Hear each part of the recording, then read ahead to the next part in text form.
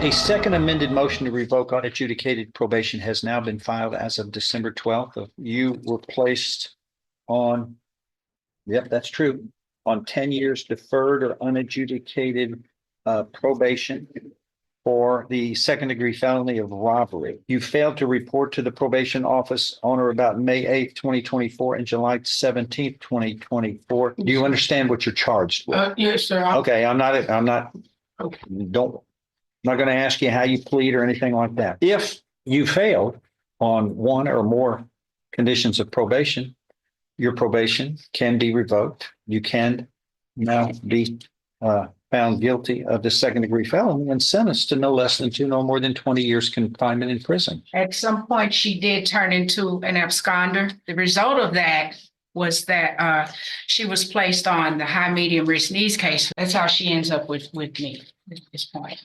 But Okay. she did have. But yet a second amended motion, y'all decided that a second amended motion to revoke probation was necessary. Yes, sir. Number 4, report is directed by your probation officer and obey all rules and regulations. That's what she signed off on in 2016.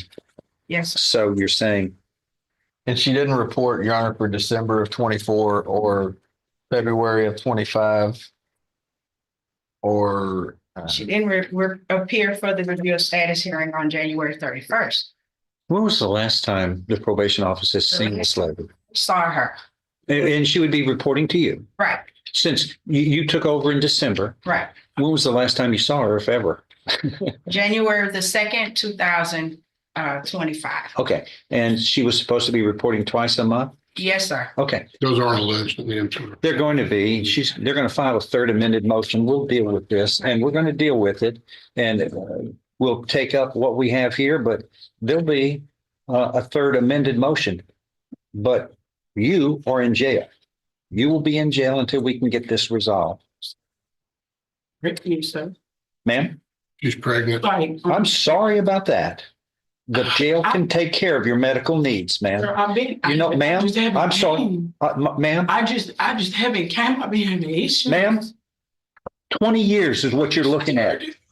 You're not, if you don't report, I'm not probation. All right, you want to just go in there until you're through and then we'll talk because both of us can't speak at one time. This is the third or fourth time we've had you up. Nobody. 7 do I have? We've got 5,000 people on probation. I've got 2,500. And nobody has problems like this, ma'am. And if you don't, we learned in kindergarten not to interrupt. If you don't report, you're not on my probation. That's not probation. We have no contact with you. And if you can't do anything else, you've got to report, which has been a symptomatic problem. And right now, you're, like we say, we don't know where you are. You're supposed to be reporting. Since December, 6 times you have failed. Okay. I'm sorry. I'm sorry about that. But let me just say, pregnancy is a natural event. We've got pregnant people on probation and you keep interrupting. One more time, you're in timeout, like we do to the second graders. We got people on probation who have medical needs and we still work with them. That's not a problem. But I'm sorry. You're free falling. You're not on my watch anymore because I can't keep up with you. Probation office, they are my right hand. You're not showing up. We don't know what you're doing.